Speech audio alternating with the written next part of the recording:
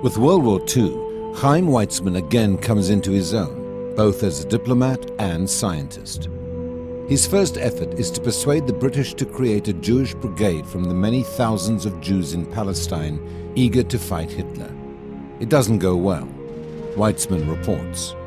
The government would rather forego the not inconsiderable assistance we could offer than let the Jews acquire credits for what they had done during the war.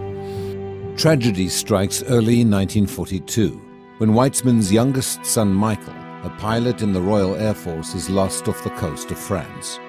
Weizmann's personal grief is compounded by the news of the fate of European Jewry. Rumors began to reach us of plans so hideous as to be quite incredible. Plans for the literal mass extermination of the Jews.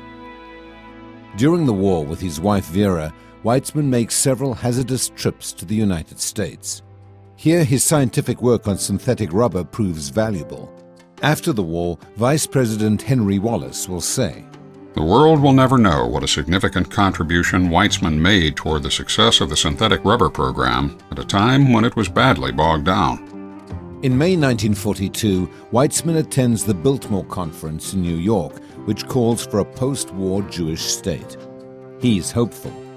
With the coming of peace, the victorious democratic world would realize what had happened to the Jewish people and give it its chance at last.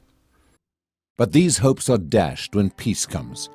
The traditionally pro-Zionist British Labour Party comes to power yet continues the previous government's policies.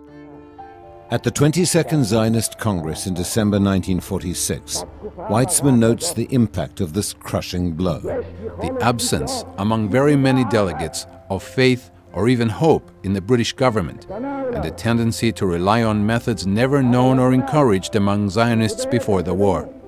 When he protests against the futility of blind activism and is ridiculed, Weizmann thunders.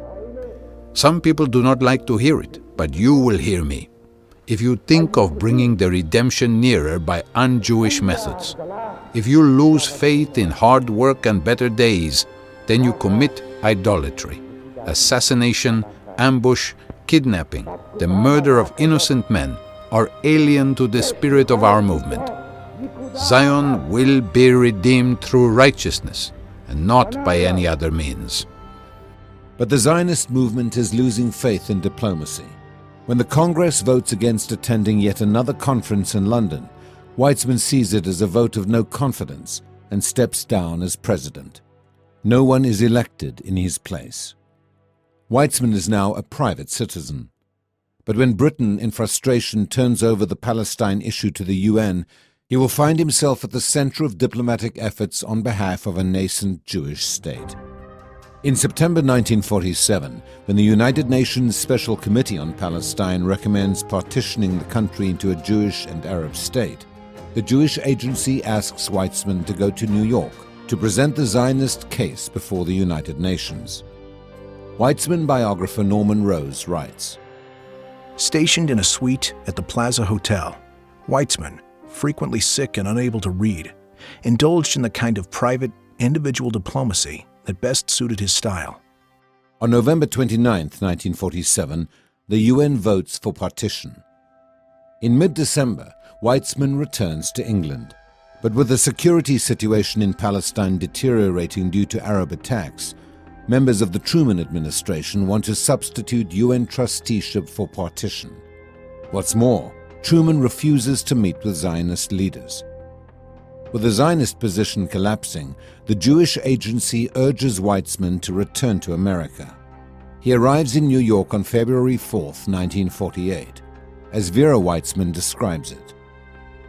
What followed our return developed into a round of political activism of such intensity and complexity as my husband and I had never before experienced. Truman's former Kansas City business partner, Eddie Jacobson, persuades Truman to see Weizmann. They meet on March 18th, and Truman promises he will stick with partition.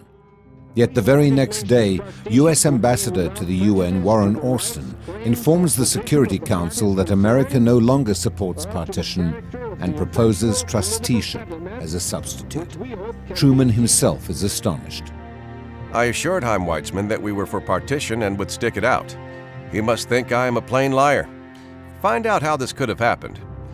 A month later, Weizmann learns that Truman will stick to his pledge. Weizmann, long accused of being too accommodating to outside pressures, now stands fast. In May 1948, when there is renewed American pressure to hold off on declaring the state, he tells soon-to-be Foreign Minister Moshe Sharett to take his personal message to Ben-Gurion and his colleagues. Moshe, don't let them weaken. Don't let them swerve. Don't let them spoil the victory. The Jewish state, nothing less. Ben-Gurion declares the state and Truman formally recognizes Israel on May 14th, saying, The old doctor will believe me now. On May 17th, 1948, 3 days after the state's founding, word reaches Weizmann, still in New York, that the provisional government wants him to become Israel's first president. When he asks Foreign Minister Sharett the nature of his responsibilities, he's told, "Just to be a symbol, Dr. Weizmann." Vera notes that Chaim has no wish to be embalmed as an empty symbol.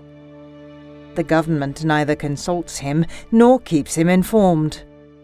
Weizmann keeps his sense of humor. Once at a state ceremony, he drops his handkerchief. Someone retrieves it. Weizmann says, I haven't words to express my thanks. Nowadays, this handkerchief is the only thing I am allowed to poke my nose into. The last year of his life, Weizmann falls seriously ill. On November 8, 1952, his wife Vera hears him singing a psalm. Then he asked me for a needle and cotton, but I could not make out for what purpose. It was to sew his own shroud. Weizmann dies the next day. Biographer Rose says of him, He possessed a unique ability to kindle the imagination of those with whom he came into contact, to impart to them his faith in the destiny of the Jewish people and the significance of its survival.